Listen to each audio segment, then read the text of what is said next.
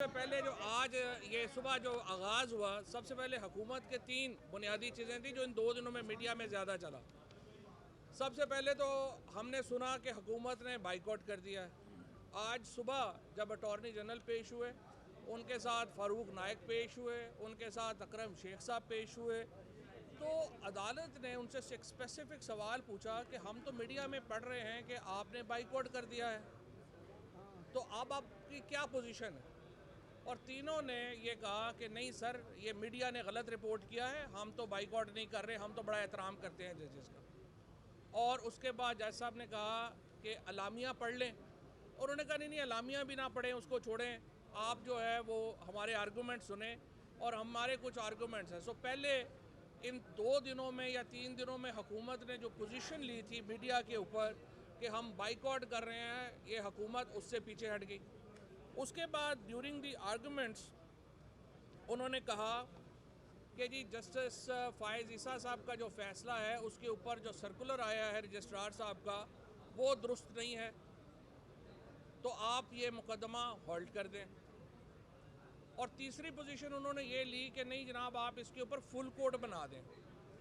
तो फिर जज साहबान ने ये सवाल पूछा अटॉर्नी जनरल साहब से कि आप बताइए, पहले अपना जहन क्लियर करें कि आप चाहते हैं कि ये मुकदमा पोस्टपोन कर दिया जाए या कि हम फुल कोर्ट बनाएं। उसके बाद अटॉर्नी जनरल साहब ने कहा कि उसके बाद खैर उनको जवाब नहीं आया कि मैंने फौरी तौर पे क्या बात करनी है। अटॉर्नी जनरल बड़ा आई मस्ट से बड़ा पढ़ा लिखा और बड़ा प्रोफेशनल लॉयर है and I have a huge respect for him, लेकिन उसको हुकूमत ने फंसा दिया एक ऐसे इन सारे लोगों ने, एमको ने पीछे मिलके उस अटॉर्नी जनरल को, और ऐसे ही बेचारा जो है उसको इतना जगहों के ऊपर मुश्किल सवाल है, उसको जवाब नहीं पता चल रहा।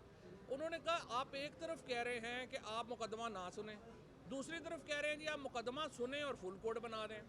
और फुल कोर्ट में फिर चीफ जस्टिस साहब ने उनको कहा कि देखें, जो जज साहबान पहले रिक्यूज़ कर चुके हैं वो फुल कोर्ट में आप कैसे बैठेंगे? तो अब आपकी सबमिशन ये है कि लार्जर बेंच बना दें या क्या करें?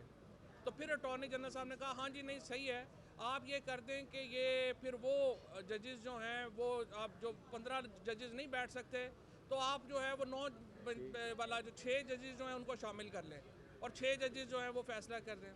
तो फिर जस्टिस मुनीब साहब ने ये कहा कि अब आप एक जहन बना के आएँ हमारे पास कि आप क्या चाहते हैं, कि मुकदमा रोकना है या हमने 6 जजेस के साथ केस सुनना है, हमने ये, उन्होंने कहा हम नोट कर लेते हैं। उसके बाद जो सबसे आज मैं समझता हूँ कि किसी भी हुकूमत के लिए शर्म से डूब मरने का मुकाम है कि आज 2 सेक्रेटरीज पेश हुए, सेक्रेटरी डिफेंस और सेक्रेटरी फाइनेंस। उन्होंने जो रिपोर्ट पेश की है उसमें उन्होंने कहा है कि ये मुल्क डूब चुका है, ये बाकी पंजाब जो है उसके अंदर सिक्योरिटी अलर्ट इतना ज़्यादा हो चुका है कि हमारी कमर टूट गई है, फाइनेंशियल क्रंच इतना बड़ा है कि पाकिस्तान जो है इज़ अ फेल्ड स्टेट, और 20 अरब रुपया भी जो है उसकी रिपोर्ट है। और सेक्रेटरी डिफेंस साहब ने आके बताया है कि हमारा मुल्क जो है वो बिल्कुल ही इतना बनाना रिपब्लिक है और इतना हम सिक्योरिटी के लिए जो है वो हमारा मुल्क ख़त्म हो चुका है, जिसमें कोई सिक्योरिटी है ही नहीं किसी की, कि यहाँ इलेक्शन जो है वो होने बड़े मुश्किल है। तो उस पर जज साहब ने उनको ये याद दिलाया है कि देखिए, पाकिस्तान के आइन में नामजदगियों पे हुकूमत नहीं चलती, इलेक्शन ही होने हैं, ये कॉन्स्टिट्यूशनल ऑब्लिगेशन है आपकी, और इस कॉन्स्टिट्यूशनल ऑब्लिगेशन को पूरा करने के लिए आपने जो कुछ करना है वो आपको नीयत दिखानी होगी, और उम्मीद यही है कि ये नीयत सेक्रेटरीज जो हैं दिखाएंगे। ये जो आज बयानात दिए हैं ये बुनियादी तौर के ऊपर मेलाफाइडेज हैं, बदनीयती के ऊपर मबनी बातें हैं। और कोई भी हुकूमत, मैं इस हुकूमत में भी हैरान हूँ, कोई हुकूमत क्या पब्लिकली एडमिट करेगी कि हम एक फेल्ड स्टेट है और हमारा जो है कोई मुस्तकबिल नहीं है?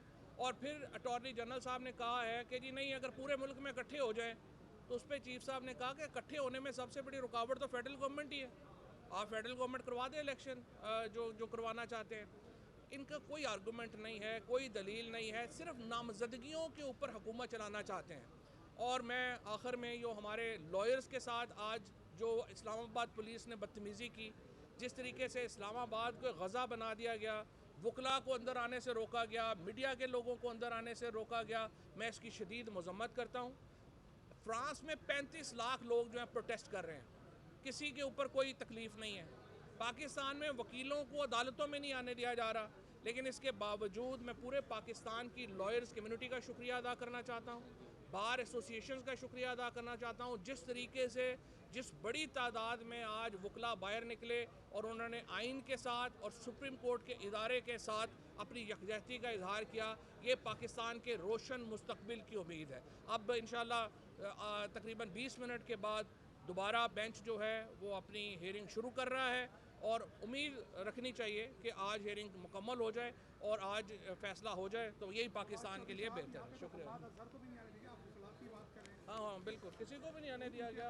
नहीं, मोहसिन शाह नवाज रांझा साहब जो उनके साथ 40-50 उनको आने दिए, हमारे वकला को रोका है, हमारे वकला। यार ये एहतजाज से डरते हैं ये लोग सारे जो हैं, ये इस वक्त ये जो हुकूमत में बैठे हुए हैं ये लोगों से खौफजदा हैं। ये तो बाहर बैठ के जाके खाना नहीं खा सकते, ये लोगों को कहाँ फेस कर सकते हैं। अच्छा फवाद साहब जी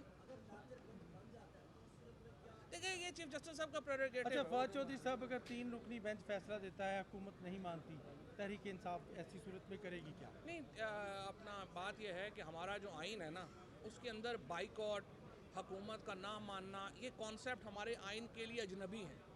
ये मुमकिन ही नहीं है कि सुप्रीम कोर्ट फैसला करे और कोई उसको कहे कि मैं नहीं मानता।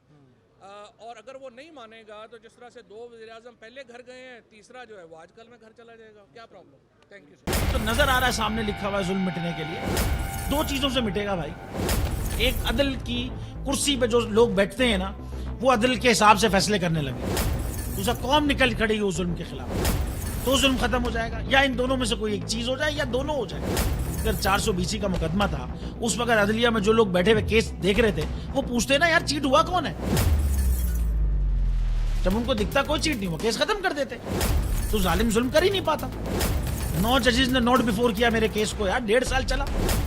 शख्सी जमानत का केस, सेम केस इस्लामाबाद में कर दिया। एक ही इल्जाम पे 2 केस हो नहीं सकते भाई।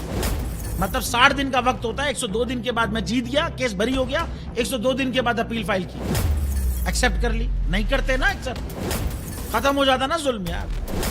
भरी अदालत में मुझे बरी कर दिया, फिर पता नहीं क्या हुआ, 2.5 घंटे बाद का नोट बिफोर, मैं नहीं सुनता ये केस।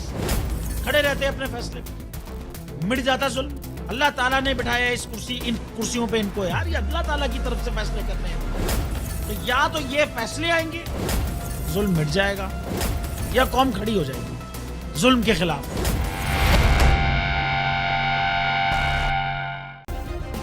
सब्सक्राइब करें और बेल दबाएं ताकि कोई खबर रह न जाए।